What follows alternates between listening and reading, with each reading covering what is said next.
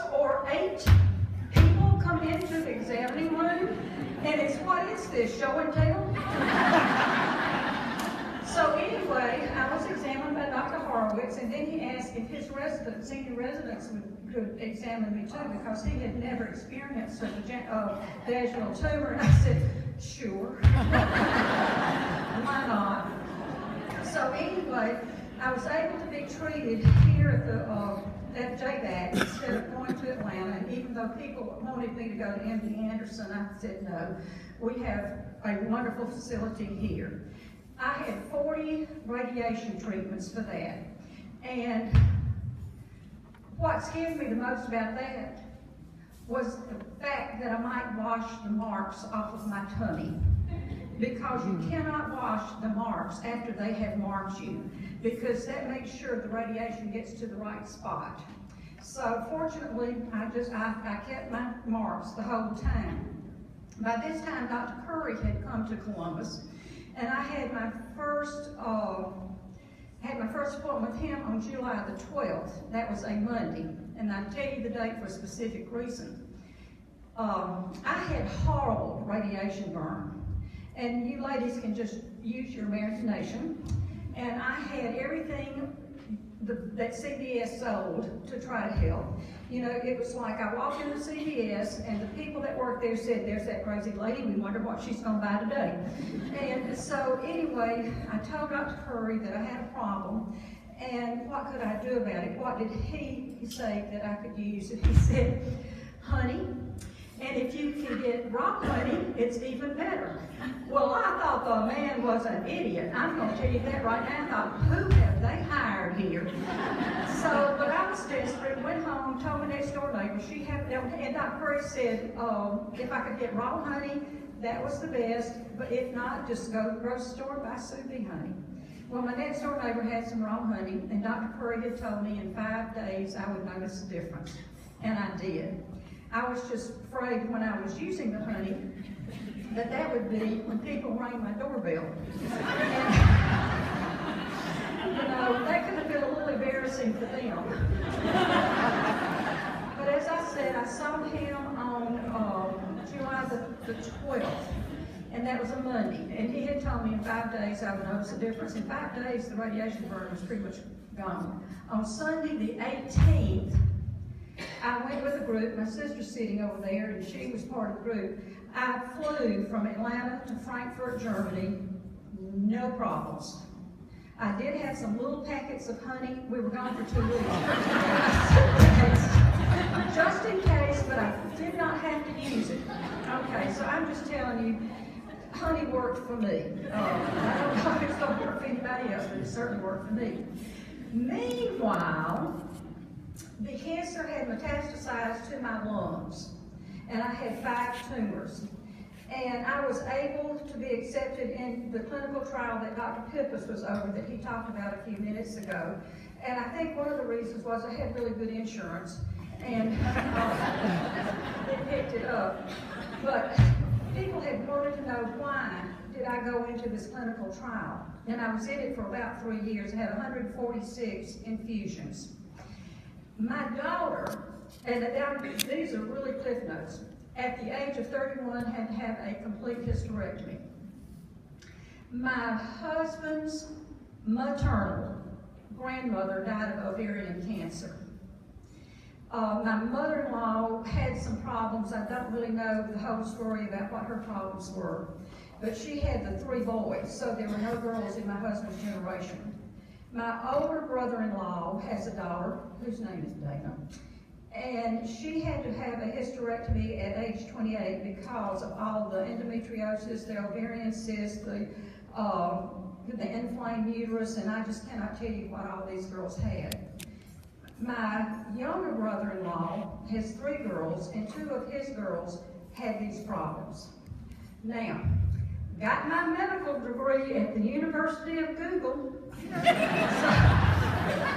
so I feel like there's and one of my nieces, I have 2 nieces named Dana. Dana Taylor had to have in vitro fertilization. Karen had a lot hard time getting pregnant, and then the other day out in Utah was the one that had hysterectomy at 28. And I thought, something's going on in the Gordon family. And because I just feel like it's an inherited thing, there's something there.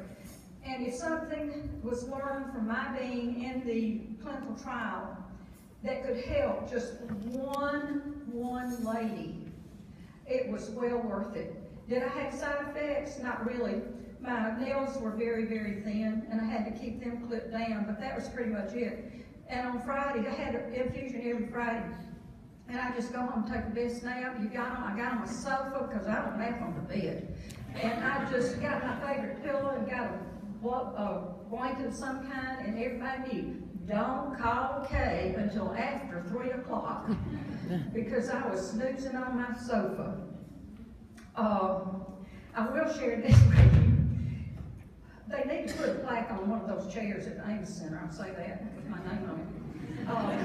I hadn't been in the program very long when I went for one of my infusions, and a nurse came up and just wanted to know, was I the Mrs. Gordo that taught at Whitehall Elementary School? And it was like, maybe not. Somebody is about to put something into your vein. And there were one or two little kids that were not pleased with me. And this is not something you want, but it turned out to be Dawn Waters. She's right there, and I taught her in 1st grade. And she's a wonderful, wonderful nurse, and she was a wonderful, wonderful 1st grader, and her mother was a wonderful, wonderful room mother, too. So I just want to thank Dawn and all of the nurses and everybody at JBAC that treated me in any position. Got the research nurse right over there, whose mother happened to be working the cafeteria at Whitehall Elementary where I worked. I just can't say enough good, but I came out of the program in October of 13, and in February of 14, I started a round of chemotherapy where I had 6 doses, 6 rounds of chemotherapy, 3 weeks apart, and finished that up on June the 2nd. Lost my hair with that one. But I was able to wear these scarves and tie them over here, and I looked like a gypsy, and I just want y'all to know my alternate personality's name is Arabella, so and I finished up on June the 2nd. I started taking tamoxifen and Megace last summer, and in June of this year, had a CT scan. I prefer PET scans, but I had to have a CT scan because of my insurance. I don't like the barium. Anyway, I had an appointment with Dr. Cummins, and Renee gave me a copy of the CT scan, and there it said, pulmonary metastases are resolved.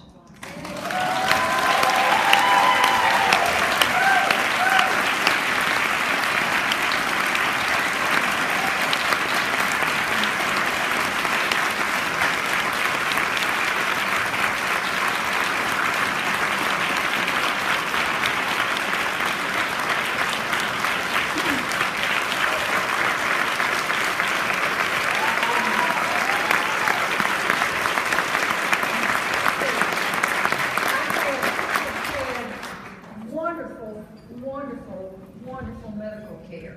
I have had tremendous support from, and my sister is sitting over there, right there, and my friends that are over there that are for the 152 chemotherapy treatments I did have, I never had a problem getting somebody to take me.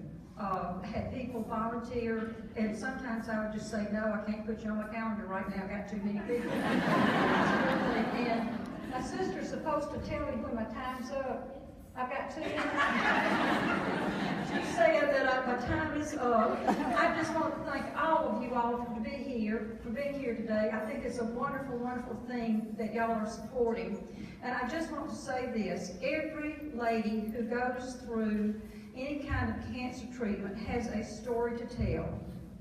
And they need to tell their story.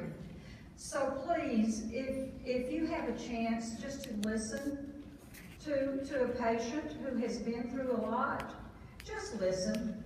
You don't have to say anything. They just need to tell their story. And please help us make the world aware of what GYN oncology is all about. Thank you.